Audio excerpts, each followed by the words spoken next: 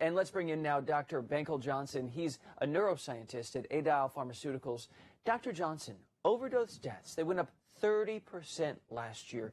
Do you know what this year's looking like? I'm not quite sure because the figures aren't out, but I suspect that they're unlikely to be worse. The COVID pandemic has created a significant problem in terms of social isolation, which has really impacted people with alcohol and substance abuse tremendously. In fact, I believe that the next coming pandemic is a mental health crisis. You already see that on television. You see sportsmen and actors saying that they're not able to cope anymore. And really, they're only a small representation of society. So the rest of us are all suffering, and these rates are going up.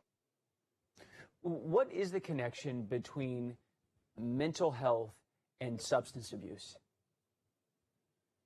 Well, that could be a 100-page question in a PhD dissertation.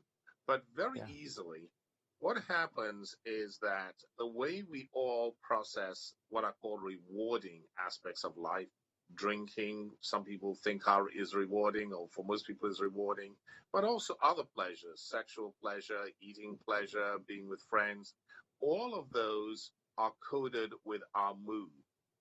And so when we come to recollect or come back to accessing those memories, we bring that mood. Now, because a number of people have gone into taking alcohol and drugs, unfortunately, because they are stressed or they're depressed or they're just simply unhappy, what happens is when that mood is accessed, the behavior to use alcohol and drug addiction is also accessed in the brain. Counselors say, addicts, they need hope, they need purpose, they need connection, that this is really about an entire life.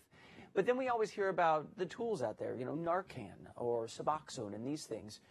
What is the most important thing to treat right now?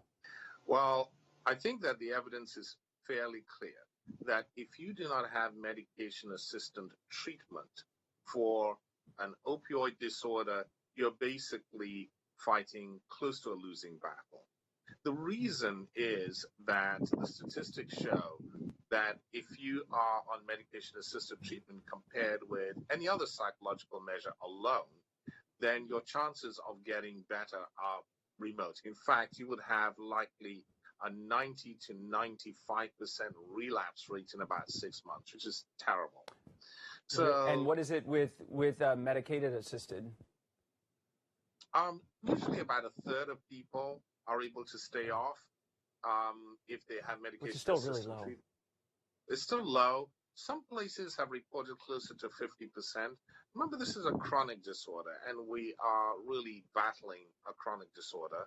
If I'm understanding you right, the most successful treatment is not abstinence, and it's not medication like with alcohol maybe that would make you sick if you were to take this. It's these almost microdosing of these opioids that keep you going and allow you to stay clean? Well, we're talking about two different things, but yes, you're correct.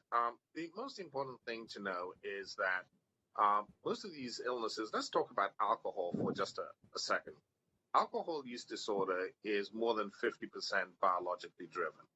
And therefore, yes, it is important to have hope. Yes, it is important to have aspirations, and it is important to have goals. Let's say I told you that you had to run a mile. And when you get to the mile, you get a large, beautiful trophy. And you're competing with me. You're probably a lot slimmer and fitter than me, so you'll probably do better. But then I tell you, well, now I'm going to handicap you, because what's going to happen is I'm going to start off 6/10 of a mile ahead of you, and let's see who finishes first. Well, the likelihood is that I'm going to finish first, isn't it?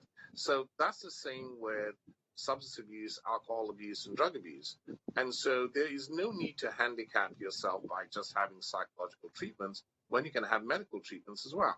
Dr. Bankole Johnson, the way I hear you describe it is this has to be a 10-pronged approach when we're coming to this. And it seems like the first one would be to remind people, we see you as people, you are not a failure, and there's hope. There's hope. Thank you so much. Thank you. You have a wonderful day.